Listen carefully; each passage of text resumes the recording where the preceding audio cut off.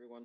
So we still have a little bit to do with finishing these multiliterals, and then we should be able to finish that with some time left over so we can go look at the new chapter, start learning about nouns. And there's some little activities in there that we'll go through together quickly that I think will be kind of fun. I need to make a quick announcement at the beginning. So there's no class next week because next week is Thanksgiving in the United States, and I plan for people to be, maybe traveling or not available on that Saturday. So no class on the 27th. Our next class will be, let me look at the syllabus because I have all the dates in there.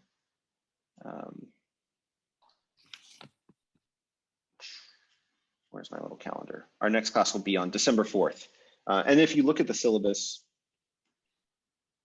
all these things are in there. So obviously there's no class on Christmas Day, and then on New Year's Day. You're allowed to come to Late Egyptian class with a hangover, but I figure I should give people a break. So no class next week, and we'll start again here. And then for today, we have to finish the multiliterals. Hopefully we can do this fairly quickly. We got most of the way through last time. We just have a little bit left to do. And then there's a new chapter. Hopefully you've all seen it. Not really half of a new chapter. We're starting to learn about nouns, and we're going to learn about articles, and then we're going to learn about prepositions, and then we're going to learn about adverbial sentences. So that's all coming soon. There's quite a bit for us to do here today. So yeah, let's see how far we get. So first things first, let's transliterate these things. Who wants to do a few of these? Do I have any volunteers?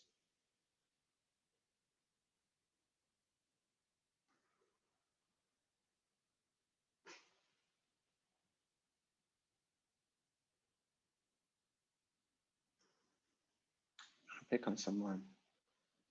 I'm going to pick on someone who didn't volunteer in hieratic too.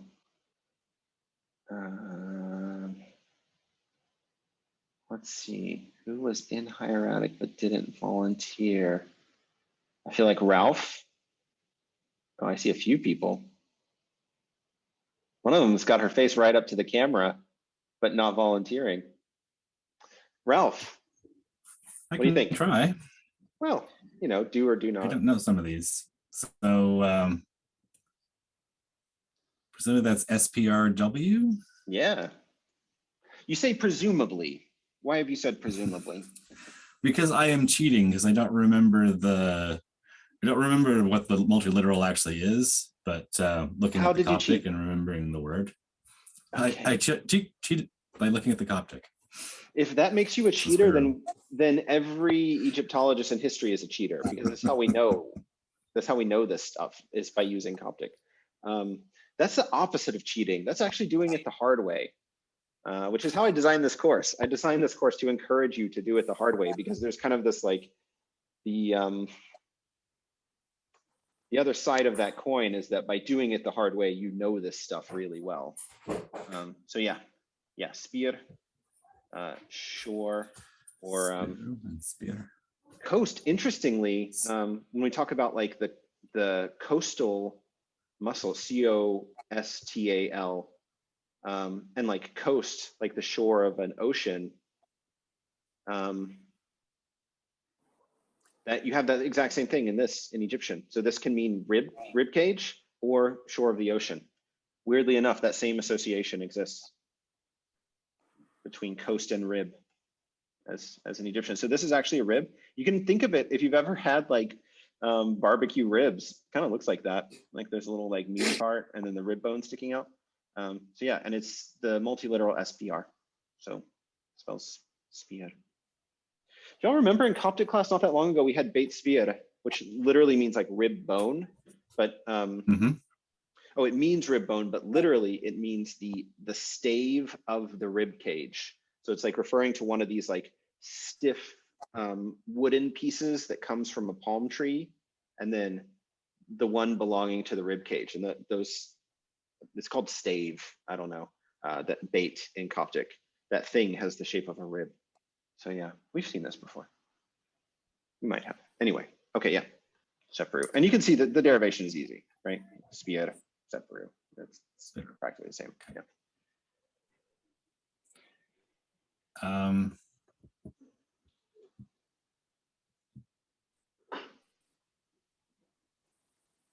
this one is harder. Is it SPT? Yeah. Why is it harder? Is it probably because I don't remember the word. Like I remembered spare from Coptic, but sopa. So that's a lip with teeth. Is that what that hieroglyph is? Okay. That is very unfortunately a lip with creepy teeth. And it's sepet, lip. And this will be either Zechu or Sheshu, depending on how you read the palette. Right.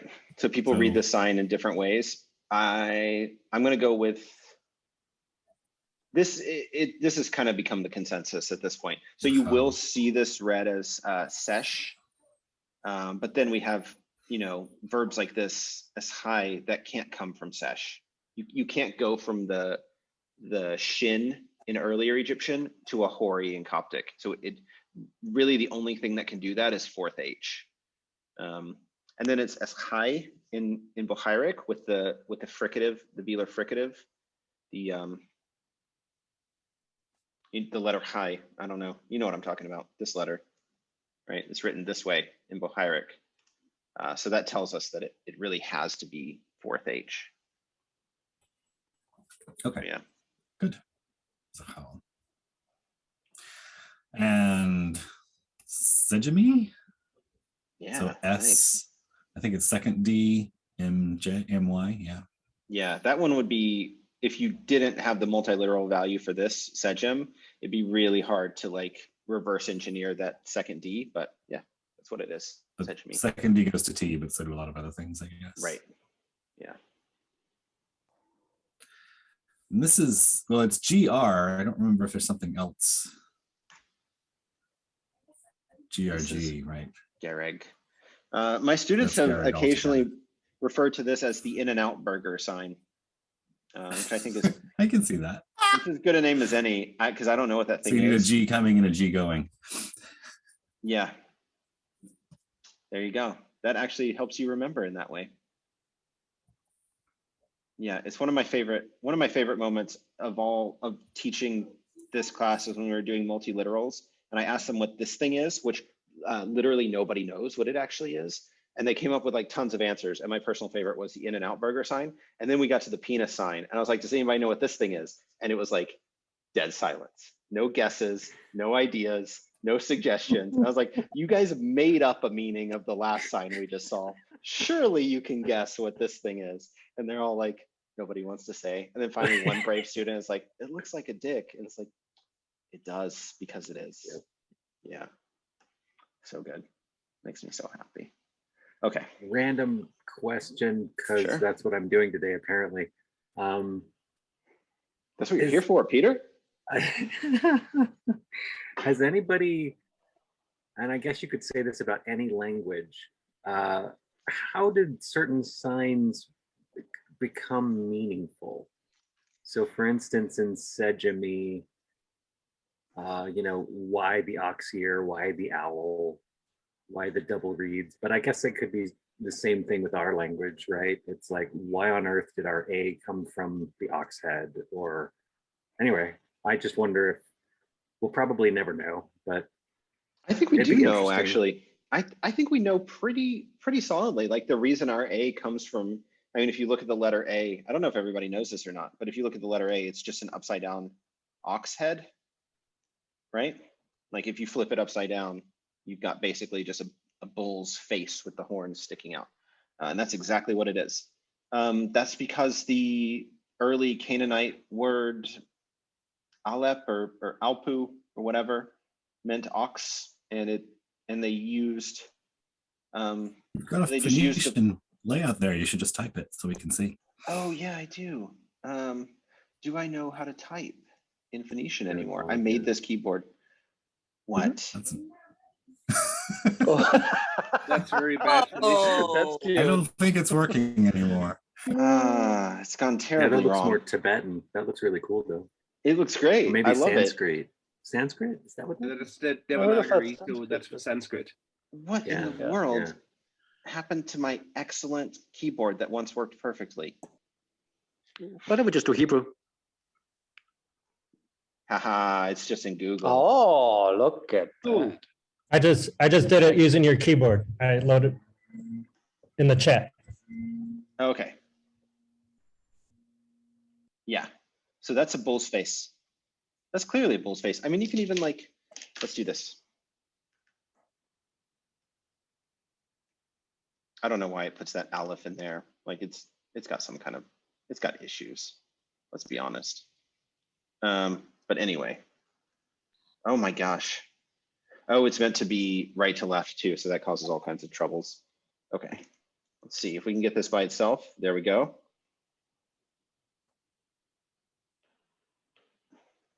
This is just such an effective use of our time right now. I'm so glad. I'm so sorry. I guess my It's not your fault. I'm the one drawing the cartoon.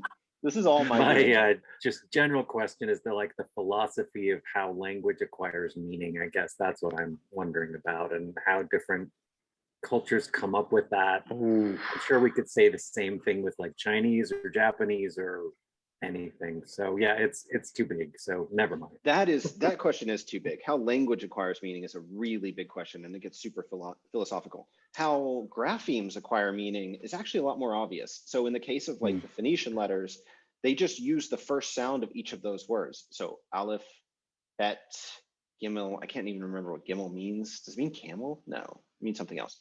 That's just the first sound of each. Throw stick. Okay, yeah. So that's just the first sound of each of those words. And then you write the consonants using words that have, whose first sound is the consonant you want. It's called the acrophonic principle.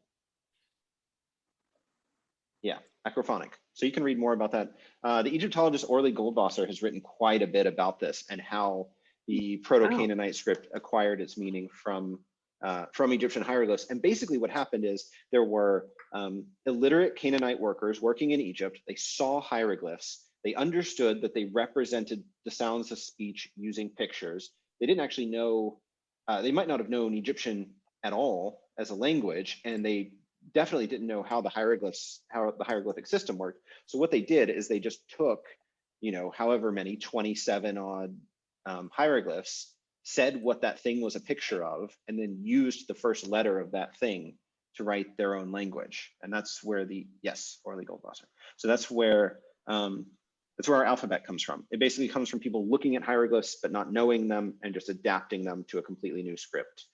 So all the original hieroglyphs are like, let me go back to my little text thing.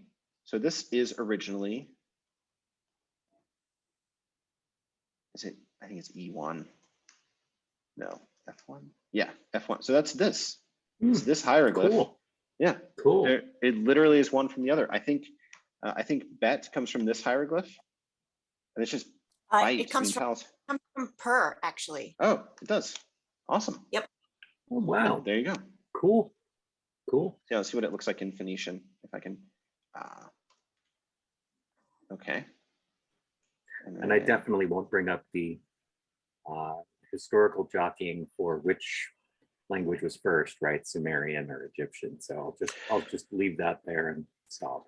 Well, that's easy to solve. My answer to that is, who cares? Why? Right. Why? It's all about prestige. Yeah, it's just dumb. Like prestige for whom? Like, I'm not gonna go learn Sumerian if I find out it's older.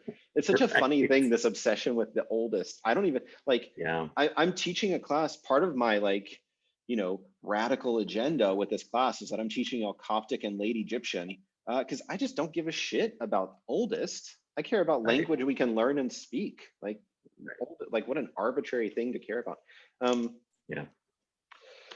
I mean, old stuff is cool, and if you study old things, you like old stuff. But oldest isn't necessarily it doesn't just like, I don't know. It doesn't just automatically get better if it's older. I don't know. So anyway, but then how Egyptian acquires their sound, like how this acquires the sound sejim, is that it's used to write the verb that means to hear, and the verb that means to hear sounds like sejim. So if you're using it logographically to represent that word, it's just going to like attach itself to that sequence of sounds. And you can see the exact same thing. I mean, we do see. this in Okay. English. Okay. Yeah. Wait, how do I do it? What does that sound like? What does that sound like? Yeah. Yeah. That to me sounds like dollar. It's an S with a Right. line through it. Why does it sound like dollar? Well, because every time I see that symbol, I say the word dollar. So my brain made an arbitrary connection. And now Yeah. this Yeah. arbitrary symbol with no intended sound whatsoever, I think it originally meant peso, but for me, it means dollar. This Interesting. means euro. I mean, it looks like an E, so that kind of helps, but like, Uh-huh. wait, what about what's, oh no, that one. That means pound, and presumably it comes from like Librum or something, but like, I don't know. To me, it just, that symbol says the word pound, and that linkage between those two things is totally arbitrary. It's simply the result of correlation. And that's how that works. It's just correlated with that sequence of sounds. Plain and Okay, simple. sorry for my discursus. We can go on. You guys are all awesome for being patient with me. Thank you. Yeah, thanks, Peter. I mean, I like these questions. I hope everybody else enjoys them as much as I do. Okay, Ralph, you can be off the So hook this is if you want. something like tnet newt.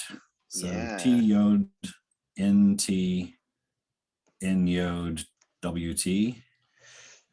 Yeah, and how did I originally write this? Why does it Google go away? I might have written it like this. So it's the female one. So it's essentially ta, like the article ta, and then net, so of, and then newt, The town. city, yeah. And then the name Yeah. becomes Tantne. And it's a real name. It means the lady from Thebes, the Theban lady. Tantne.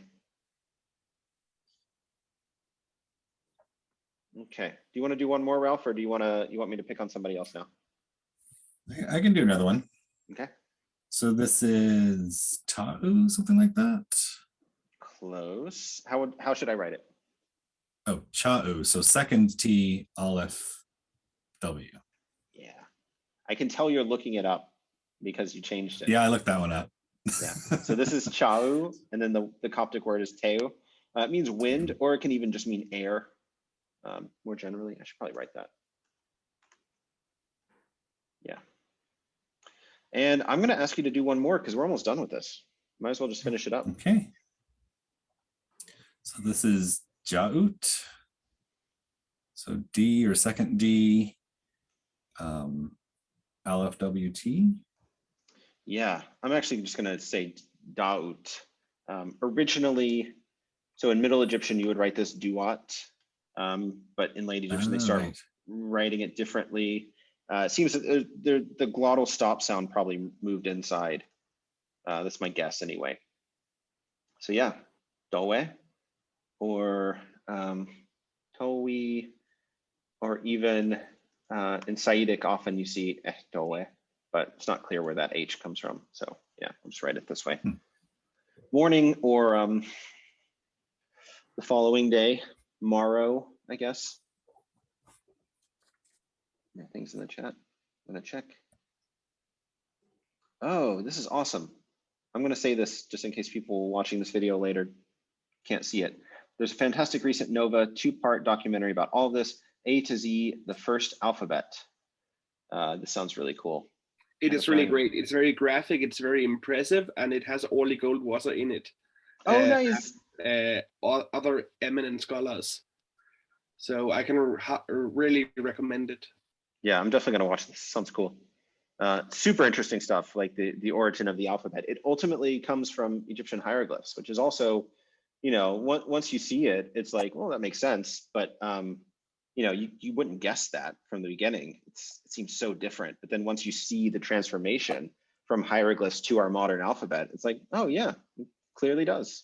Like we are still writing every day using literal Egyptian hieroglyphs without really thinking about it. And that, I feel like knowing that fact can actually do a great deal to demystify hieroglyphs themselves, because it's like, wait, they're just like writing with pictures all the time. And it's like, yes, technically, yes, but then so are you.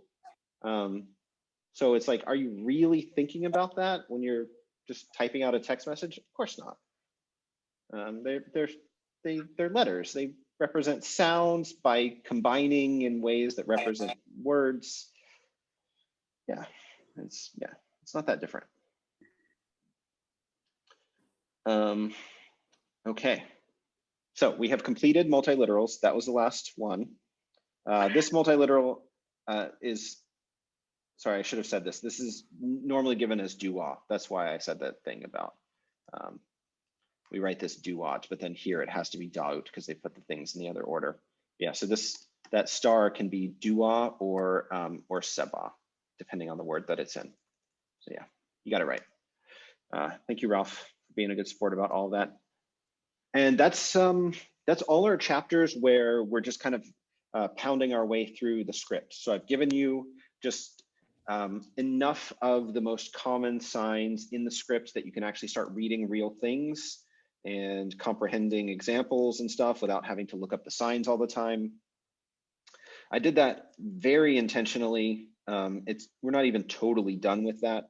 I think when you're getting started, learning the values of this big pile of signs is one of the hardest things.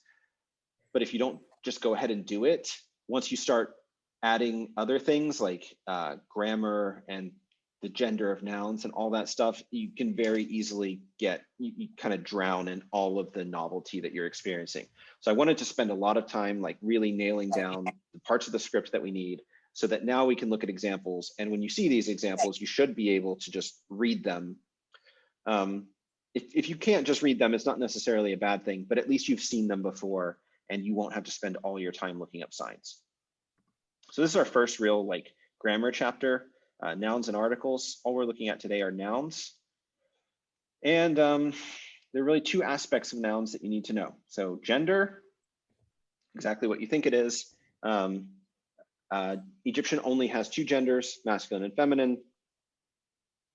It's really common, especially in everyday speech, to conflate the idea of gender and sex. And obviously with movements for trans rights and all those things, these terms, it becomes important to use these terms correctly. When we're talking about language, gender specifically refers to the fact that nouns come in different classes. Like there's a class of masculine nouns and a class of feminine nouns. And then sex refers to whether a living thing is biologically male or female. It happens to be the case that masculine nouns are associated with living things that are male, and feminine nouns are associated with living things that are female. So that's that bit of confusion that this creates is somewhat intentional because you can get confused a little bit and it will be profitable. So I've given you examples of some common people you may know.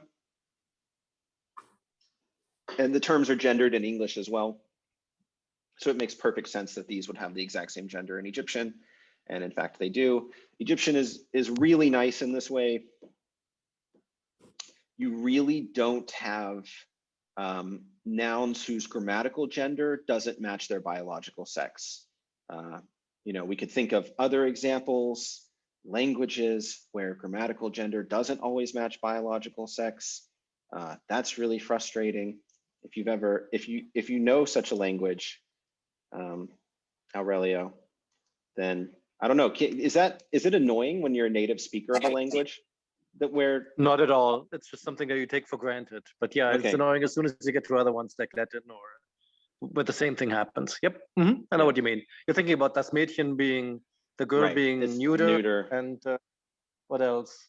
That one actually makes sense though, because it has the diminutive ending, which always makes a noun true. neuter.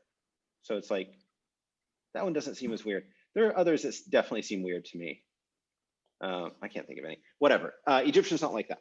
If it's an obviously masculine thing or an obviously male thing like father, it's going to be a masculine noun. So super easy.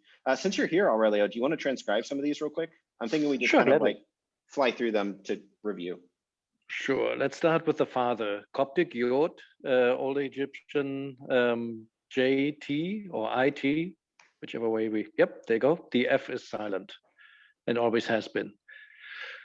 I'm gonna see if I can fix this formatting real quick. Can I take this across multiple things? Just give me just 1 second, Aurelia. I'm gonna try to fix Sure, this and don't I'll worry. put it back. Try to copy this with formatting. Perhaps I could ask in the meantime, why do we have an F that has always been silent? Gosh, I Who mean, knows? wouldn't I love to know? Yeah. Okay. I think somebody has written about that. I've definitely read something about it, but then I didn't find their explanation terribly compelling. So then of course, I forgot it because I didn't think it was very convincing. There's a It was thing that says something that, the pronoun, the masculine pronoun F something. I feel like I read something like that too. Yeah, that like F is kind of associated with masculinity. Couldn't it just be a weird determinative? An Yeah. unusual determinative? Totally can. But why? I was But then wondering why a too, Kevin. viper? What's a viper got to do with fatherhood? It could be a determinative for masculinity as such because of its use as a suffix pronoun. Sure, it could be. it could, it's just the I only will place it say- is the problem. Yeah, Doesn't it's show up in that anywhere one else. place. That way. It becomes that argument becomes special pleading essentially. Not that doesn't necessarily make it wrong, but it's like you can't stand on it, you know, because it's like, well, you're arguing that it's explicable as an exception when our whole question was why is it an exception? I don't know. It feels like just pushing it back a step. Is it evidence for ancient aliens that they had microscopes back then and that it's a sperm? Oh my God, that's awesome. That's it. Love That's it. That's fantastic. fantastic. That explains everything. Wow. That's Everything. brilliant. That is just, I can't, Let's go with this one going forward. That's good. I'll never be the same after hearing that. Amazing. Oh, my mind is just thoroughly blown. Publishing a paper. Look, Where was I even? what? My mind is just completely, You had a blown. more obvious determinative, I think. Yeah, so a lot of masculine things are actually given just like a penis determinative. Not always, but like, so that's where I would raise that as an objection because there are a few here. Let me see if I can find another one. The word, they're not all here, but there's a word male that specifically means male that also has a penis determinative, and then the word bull also has a penis determinative. Quite a lot of animals. Donkey also, male donkeys come with a penis determinative. So yeah, it seems like if you wanted to, they have an emblem of masculinity that they readily use, and really unapologetically they use it to say this is a masculine thing. It has a penis. So I don't know why they would choose to kind of choose an indirect route when they've never shown any qualms about just saying it. Yeah, I don't know. I wish I knew, but I don't. I mean, one thing that we could hypothesize is that the word had an F on it. I mean, I don't know why nobody ever really says that, and I don't understand why. Like the word could have been yatif or something in Old Egyptian, and it's like people say father and dad, where nobody knows where the word dad comes from either, but whatever. People, you say a word enough times, it's only natural to shorten it in some way. Maybe the word was yatif and it just got abbreviated to yat. I mean, you have the whole lalwort thing, right? I mean, it's basically dada, ata, tata. Let's put it this way: all father-mother terms in all languages I know from different families are always built either on a BP sound, an M sound, or a TD sound, because those are the things that kids can make. And you do have some exceptions, but normally those are the case. I mean, they're due to sound change, like Titi becoming Chichi or something like that. So palatalization, or Papa becoming Fafa becoming Haha or something like that. But that's all secondary. So I don't know. I'm sort of struggling with imagining an F in there. It's not impossible. Indo-European pater, you have that suffix there, pater, mater. So something that they stuck at the end of the lal word, maybe a honorific, who knows? So it could be, but again, it's kind of special pleading. To make it even more complicated, in older forms, it's simply the T plus the F, right? So the reed leaf doesn't always show up. The little man doesn't always show up. It's really spelled T plus F, which who knows? I mean, Is there a could it word have for a been- snake that sounded the same? That we just don't have? Again, special pleading.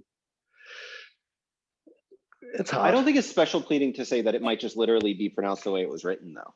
I think that's, I mean, once you try to explain No, it, then that you end isn't. up in a That's case true. where you've got to really speculate to come up with an explanation for why it's not there anymore.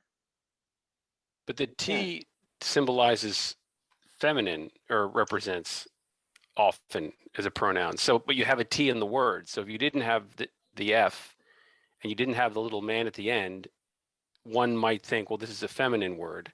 So you needed to make it like remind them this is, although it ends in a T, it is actually a masculine word. So there's the F.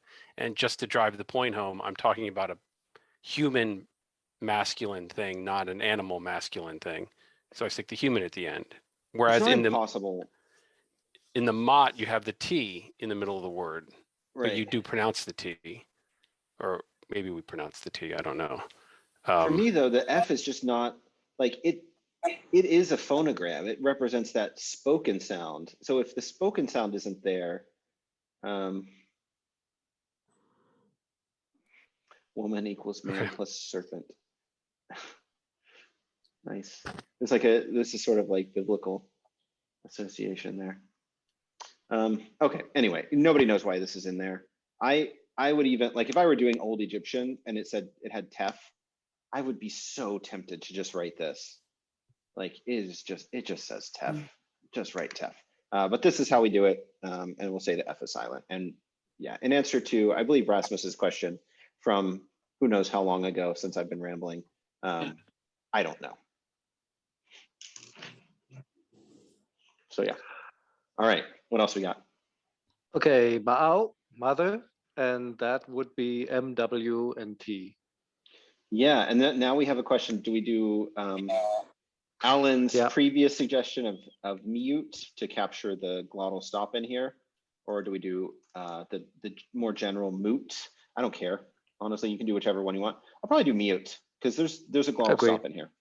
Yeah. Or maybe in parentheses to indicate the doubt. That would be sort of a compromise. Although this multiliteral is used almost exclusively in this word.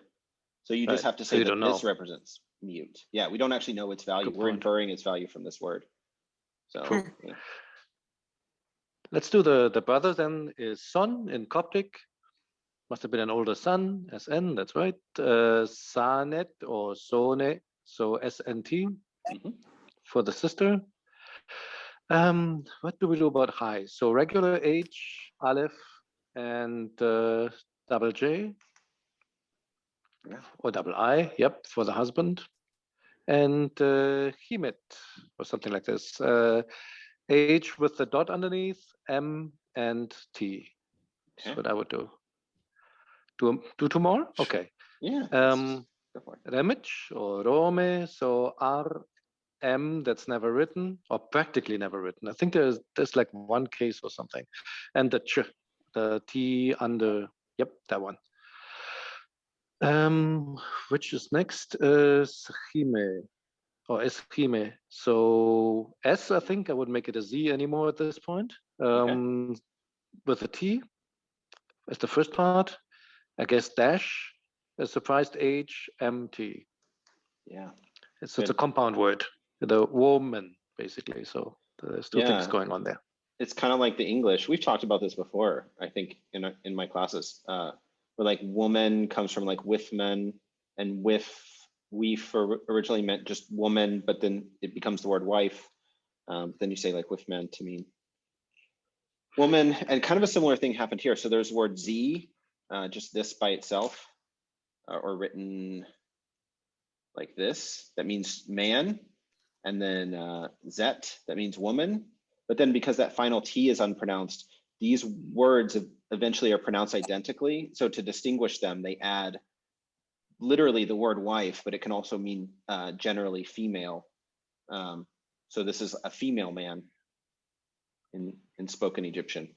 So we end up with Shime in Coptic and then Set Hemet. Yeah. Pretty neat. Okay, and then there's a long bunch of examples here. I mean, I guess we should do the transcription. It's pretty quick. I might just do it myself, so we don't spend too much time on it. But some nouns are flexible with regard to grammatical gender, especially those that describe identities or occupations. This is also pretty common cross-linguistically, so a noun can take male or female gender, depending on where it's applied. These nouns take their gender from the biological sex of the thing they refer to in a specific situation. This is likely true of most occupations, though we usually only know the masculine because ancient Egypt was a male-dominated society and most named occupations were held exclusively by men. So yeah, I stand by this. If anyone has heard the sort of popular line that ancient Egypt was very, what's the word? Like non-patriarchal or at least like more egalitarian, like there's more equality between the sexes. That's relative, right? We're speaking relative to other ancient civilizations. By our own standards, we would consider them to be very, very backward in terms of like gender roles. Egypt was strongly male dominated by our own standards. So don't believe that. That's just something people like to say because it sounds cool to be like, oh, ancient Egypt was so super woke or whatever. And Doesn't Herodotus say that? What Herodotus says is that gender roles are essentially reversed. And he says a lot of like silly things. He says like women pee standing up and men pee sitting down. Which, I mean, it might be true. I don't know. But like, he's kind of like, he kind of picks things to highlight the strange reversal of roles. Like women go to the market and men stay at home. Yeah. He says a lot of things like that. And it's probably the case that he did witness women doing things in Egypt that he wouldn't have seen in Greece. But keep in mind, women in Greece were essentially slaves. Right. They did not have any rights whatsoever. I mean, it was absolutely horrible. Like the only comparison would be like, I don't even know what our comparison, Saudi Arabia or something. Like conditions and even in democratic Athens for women were absolutely horrible. Of course, he's coming from Asia Minor, so I don't know enough to say what conditions for women were like there. But based on what we know of the ancient world, women were not equal to men. They were so far from being equal to men that they were essentially slaves. But this notion that it's less patriarchal actually comes from the ancient world itself, right? It does, yeah. But then again, we're speaking relatively at a time where the only societies that we have any records from are strict patriarchies, because those were the ones that murdered all their neighbors and built big palaces at the center of their territory and everything, for obvious reasons, I think. So yeah, it's just, we're getting a very skewed perspective even from ancient sources. We know enough about, like, women could own property, they could inherit property, they could file for divorce. They had a lot of rights, sort of rights of citizens in ancient Egypt.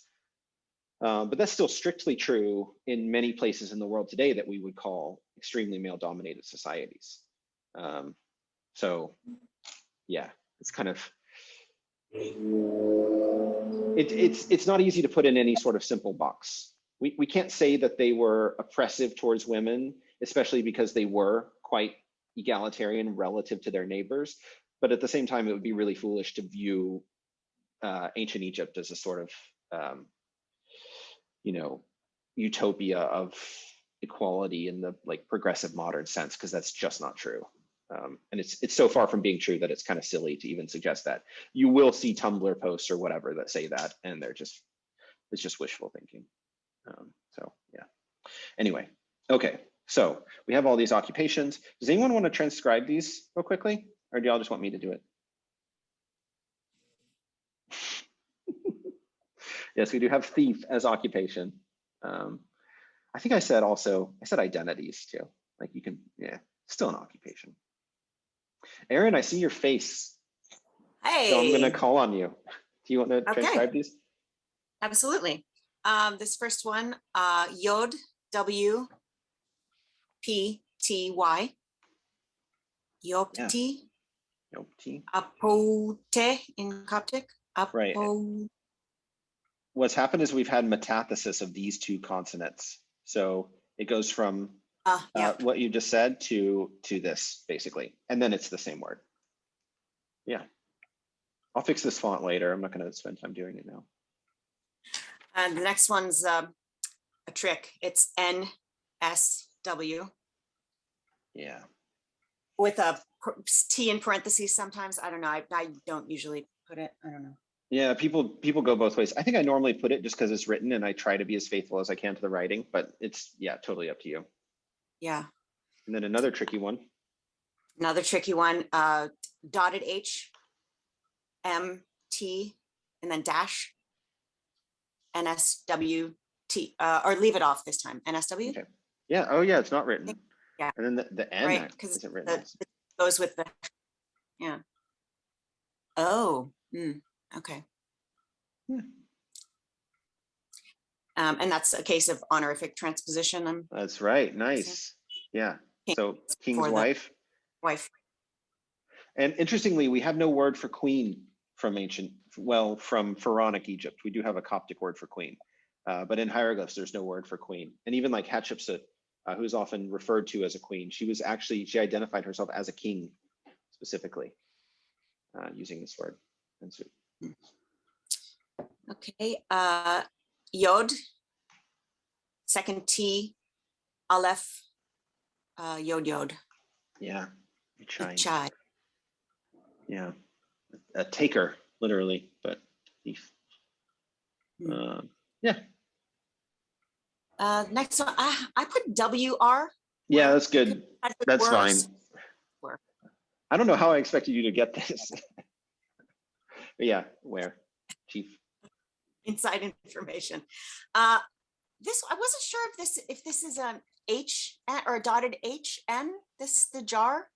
I was kind of going off of like Henket beer and jar, and I see. Okay, so you could have something like this. Yeah. And you could also have hin. Hin would be a good guess. That's with first age, but the unit of measure, it's roughly equivalent to 1 pint or half a liter, I think.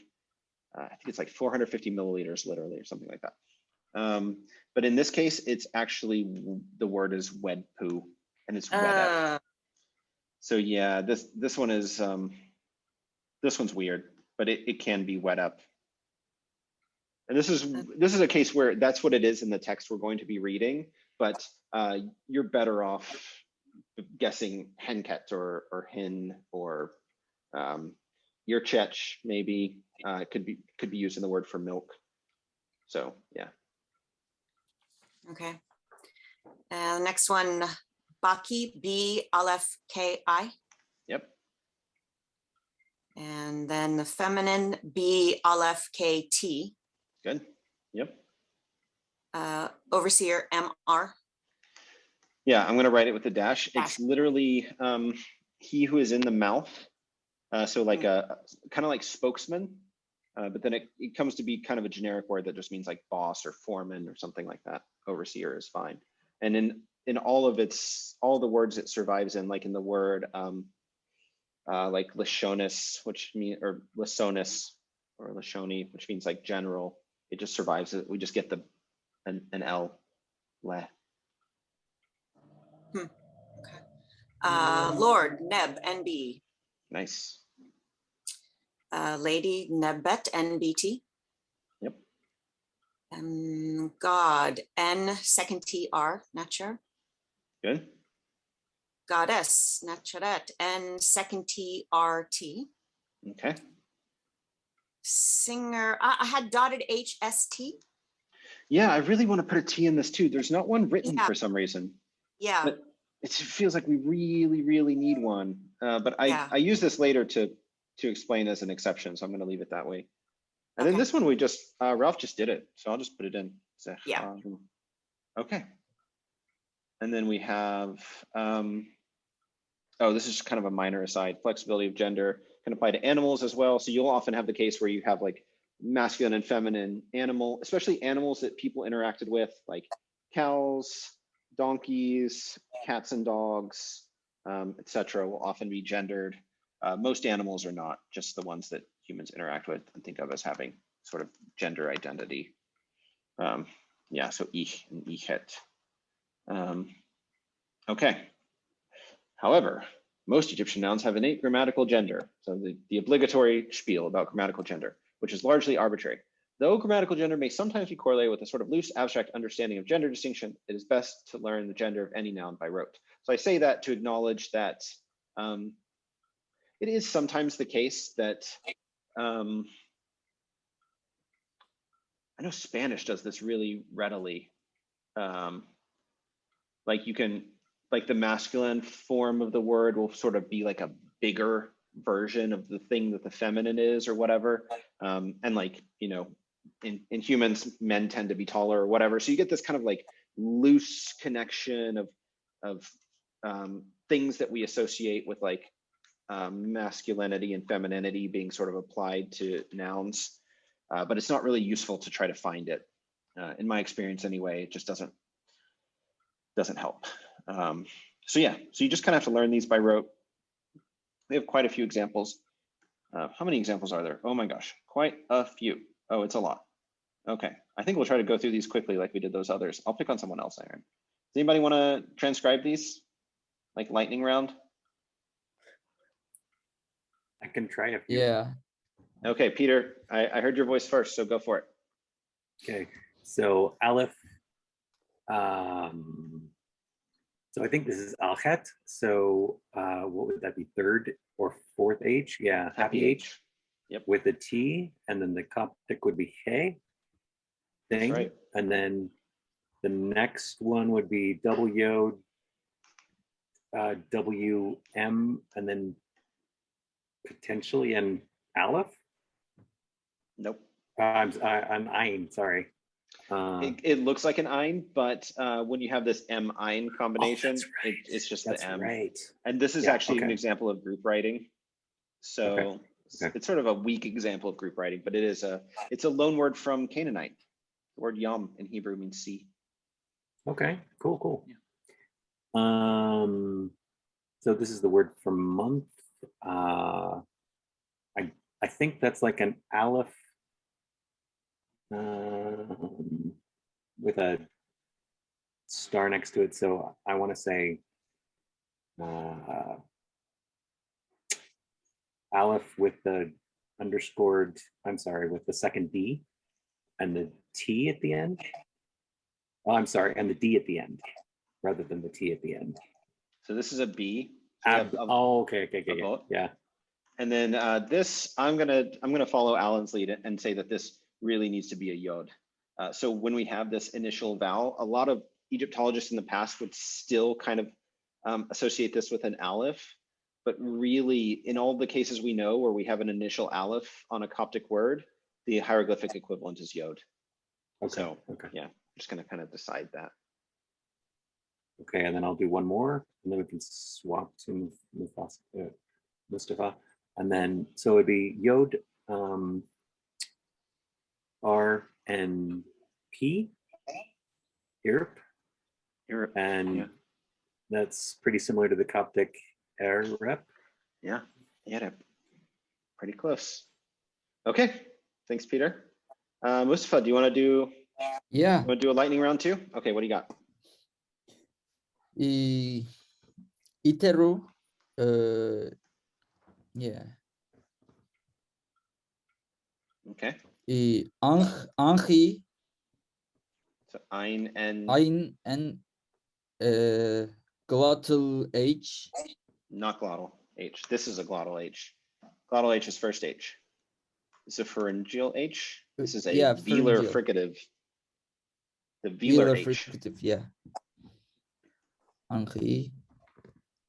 Aru. Ein ar. Wow. Yep. This one's group writing again, so it's a little weird. I'll just tell you this one actually. Air teeth. Yeah. Air teeth. Yeah. It's a case of group writing, so it's a little weird. Yeah. But this is basically ein, the L or R, and then ta. So alita or something like that, I think is what it is. Yeah. Ahau or aha or Okay. just yeah. Pikachu H, I think. And Ayn Yep. again. That's it. Ayn Ka with dot or something like Q. Wow. Yeah. And it's kind of interchangeable for our purposes. This, we could write this with like an ejective K or a cough. There's a huge argument about this actually, with most European Egyptologists arguing for an ejective K here. I don't know. So I've read a ton of that, and it's kind of one of those things where, like, if you believe that's true, you can kind of fit a lot of the evidence around that belief. But then if you actually like look at anything individually, it crumbles on its own. So none of the individual pieces of evidence for ejectives stand on their own. And it kind of comes from like, there's a widespread belief in ejective consonants in Proto-Semitic as well that I mean, I'm not a Semitist, so I can't really weigh in on that, but from what I've heard, I don't really find all that convincing either. And then it's kind of like imposed on Egyptian. I just don't see the argument for it. So all this is to say like why I choose to write Q and not K with a dot. You know, it's this question of what is that phonetically? It's not super important to what we're doing right now, but if you're interested in that, I'm happy to talk more about it. If you subscribe to the ejective stops view of earlier Egyptian, really all Egyptian actually, the arguments normally take it all the way into Coptic. Yeah, feel free to discuss it.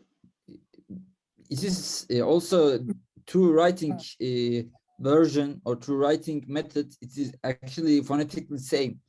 Q more phonetically same with the double key with double key with dot. Yeah, for our purposes, they're really identical. Peter, do you have something to add to that? Yeah, question. How do we get from the Middle Egyptian T for bread to this one? Oh, good question. Yeah, I'm trying to go through this kind of fast, but by all means, please slow me down with questions like this, because this is awesome. No, this is a great question. So they're just different words mainly, but the word aku actually comes from the verb ak, that means to enter. And aku is mouth. Well, I think it's actually something more like income. Okay. It's like what you take in every pay period is your aku, and then that came to mean bread. Especially earlier on, people were probably paid literally in grain. Grain was the primary store of value, so grain was money.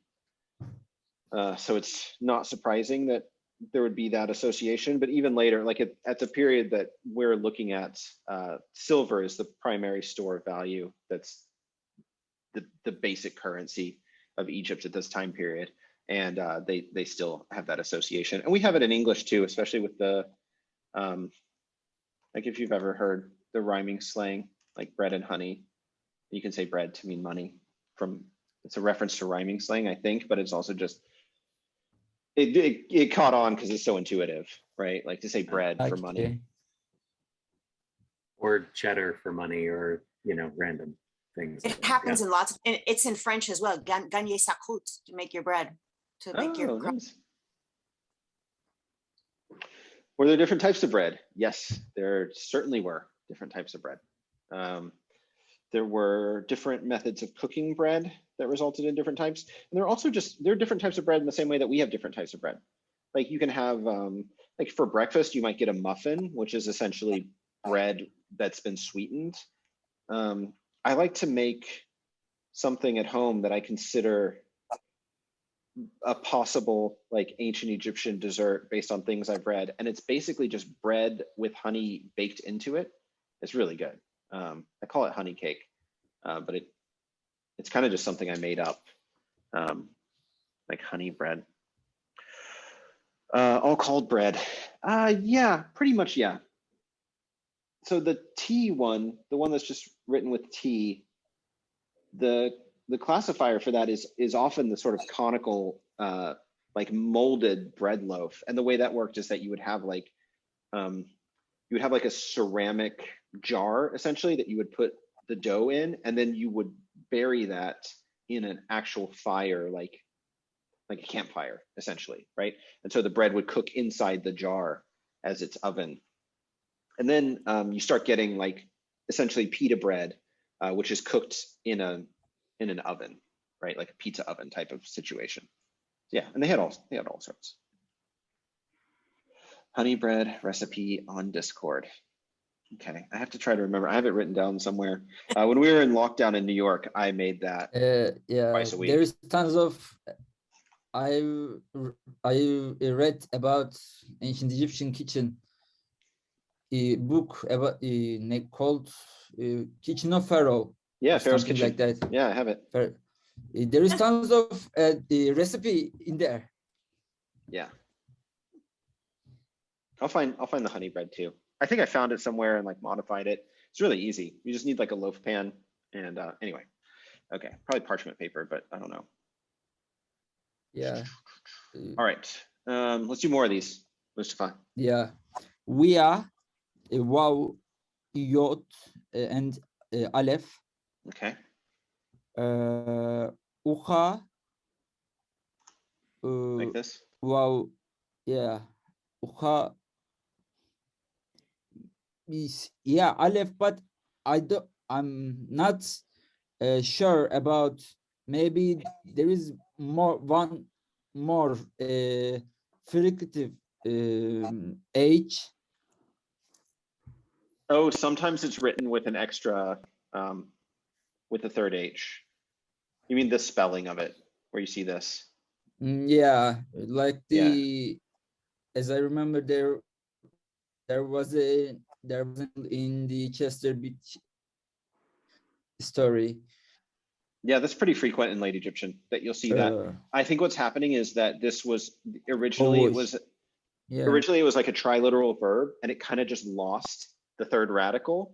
So I think this is representing that fact that like, okay, it was something like uhai or something, and then it became just like wah.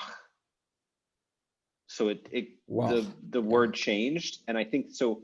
Just like we saw before, the example of I think it was the verb sewer that means to drink, and then it's written sewer e, like they just put the yod on the end, and they're actually saying like replace the r with the yod. I think that's probably what's happening here too. So it used to be this word, and then the pronunciation changed, and so they're saying this to like tweak the pronunciation. So it was probably originally something like weha, and then it just became weh, and then that's where we get wosh. But I don't know that for sure. For now, I'm just going to write it like this. Sorry, is this commission like a military commission? What is the commission? Yeah, it's like a commission or like a mission, and an assignment perhaps. In the case of our story, wosh just means to want, and but in this case, it's actually like a physical thing that bears the wishes of the high priest of Amun in Thebes. So it's literally a document that this person carries with them that represents the wishes of the high priest and that he's meant to be carrying out. I don't know what you would call that in English. It's like letters of transit.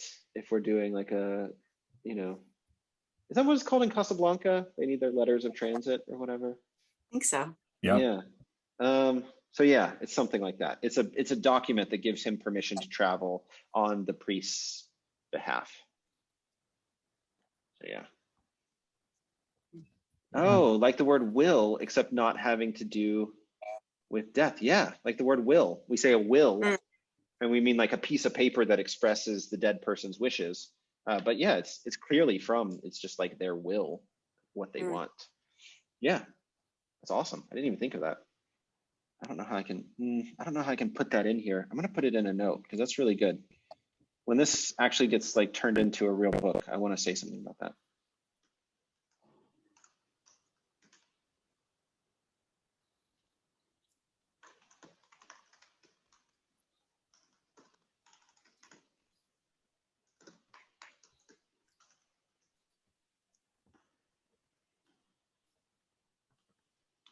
to say more here. Okay. Okay, I think I got it. Hopefully I'll remember what I meant by that later. You never know when you make notes for yourself. I mean, it's just a total crapshoot. You think you explained it perfectly clearly, and you look at your notes later and you're like, what in the world was I trying to say with that? Okay, we are pretty thoroughly out of time, and we will run way over if we transcribe all these. So since I want to do a little bit of this before we go, I want to unhide this at least. So I just made the text black so that you couldn't see it unless you decided to cheat. Where's the text color? There we go. Okay, so now you have this new part to read. And the thing that I was trying to do was, I wanted to ask you to think about like what identifies the feminine. I think we've said it enough times at this point that nobody even really needs to guess. It's the addition of this final T that marks the feminine. Oh, this is a bad example. That's one of the exceptions. Let's find another one. Okay, so it's this T that marks the feminine. And then in Coptic, that T is not explicitly pronounced. So it's just a, here's a good one, Renpet. You just end up with a vowel on the end and no actual T sound. So yeah, so you can read about that in this next section. And again, you know, it will be December 4th. So in 2 weeks, we'll come back, we'll look at plurals, and then we'll see some articles. And yeah, we'll start learning how to make phrases, and then we'll learn some prepositions, and we'll start making some sentences. I think that will be a lot of fun. So everyone have a happy Thanksgiving if you celebrate Thanksgiving. If you don't, have a great week off, and I will see you all in 2 weeks. Bye, everyone. Thank you. Tomorrow. Thanks.